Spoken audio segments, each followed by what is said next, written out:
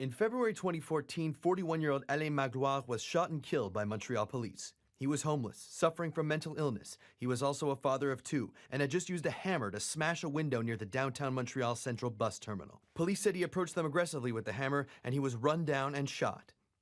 An investigation by Sûreté du Québec police concluded no excessive force was used in the shooting. It's one of the cases that spurred the province to establish an independent investigation bureau and silence critics of police investigating police. It's taken 3 years to get it up and running, but a majority of its members are ex-police officers and ex-employees of the justice system. Robin Maynard of the group Montréal Noir calls that a missed opportunity.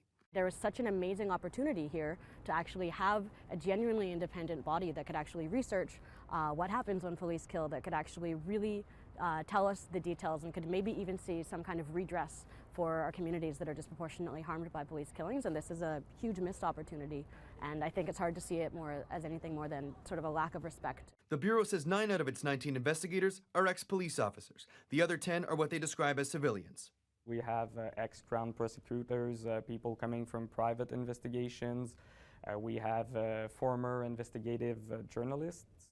And they say in the future there may be less ex-police officers involved, but for now, they needed them. The police officer involved, they have the right to have the best investigation possible. And to have that kind of investigation, we needed people of experience. Being former employees of the police force, that right away, just from the start, is not an unbiased sample.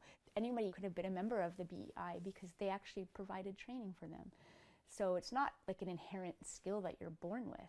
You're trained to learn how to investigate. The Center for Research Action on Race Relations has been fighting for justice for victims of police violence for years. They're concerned because the Bureau will not systematically be looking into every incident where police kill or severely injure a civilian. It will only be used when the Minister of Public Safety calls upon it. It should have powers to initiate investigation on its own whenever there's a report of a situation that requires the Bureau's intervention. The minister is there and he was elected, so I mean he is, to me personally, the person the most responsible for this, or the most relevant to make this kind of decision. When the Bureau is called in to investigate, the law says police must cooperate with it, and 2 officers involved in an incident aren't supposed to speak with each other before meeting with the Bureau. They have 48 hours and they are obligated by law to meet with our investigators, and they cannot communicate with each other before.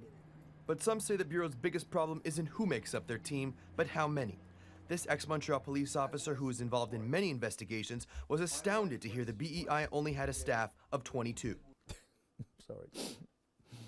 It's a joke. I'm sorry.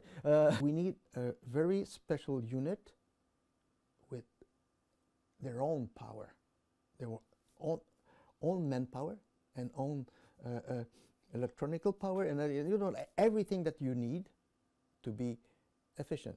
And the BEI has admitted it already had to enlist the help of active Montreal police employees because they didn't have enough staff, which Aubin sees as a money issue.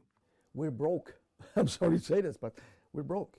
So they're not going to put people there more than they can pay. Aubin thinks the Bureau's lack of resources reveals what he believes its main goal was. So you want this? We're going to give you this.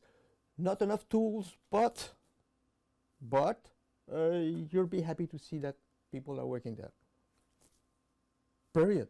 While none of the BEI's 17 investigations have resulted in any officers being prosecuted yet, they say they've been hard at work. We have high hopes to make these investigations more transparent and to break the appearance of lack of transparency, or to break the appearance of conflict of interest that was there before. But under their current makeup, activists who've been calling for an independent investigative body like this for years see no change on the horizon. These police officers will still have the same kind of impunity that they've always had.